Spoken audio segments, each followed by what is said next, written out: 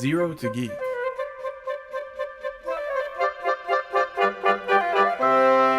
Learning better is better. Welcome to session 7. Wow, you've been through a lot.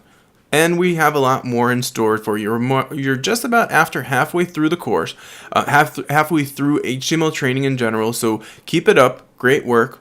Oh, you want to say hello to them? Hi, everybody. All right, so let's jump right into what are you going to actually... I think you're too far from the mic. Get a bit closer. Yeah. Okay, there you go. So what are we going to learn today? We're going to learn about definitions, please. We're going to have a spelling bee? You're really good at that, being a dyslexic person, aren't you?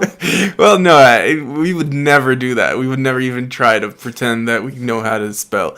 But actually, in HTML, there's a couple of different tags that are, their intention is to help you define new, for example, to define abbreviations or to define new terms you're adding into a document. We'll go much deeper into it in the course itself. Next one is address that. Which in that is we're going to talk about how do you actually add your contact information into a page and what's the right way of doing it using the address tag, and a few tips on what you shouldn't do as you're doing that.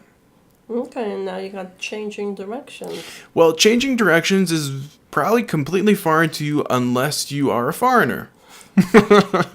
And if you are a foreigner from a country where people write from right to left to left to right, then it becomes really important for you to know how to write from right to left. Right? That's right to left, the opposite of what we do. That's correct. Left to right? Yeah, right to left. Correct. That's where the dyslexic part comes in again. Yeah. So you'll learn how to you switch the copy and make it more feasible and visible and more beautiful for people that speak in a language that's foreign to English. Mm-hmm. And then we're going to emphasize. Or other Latin languages. I know many of our students speak many other languages. I don't want them to be offended that I'm only talking about English.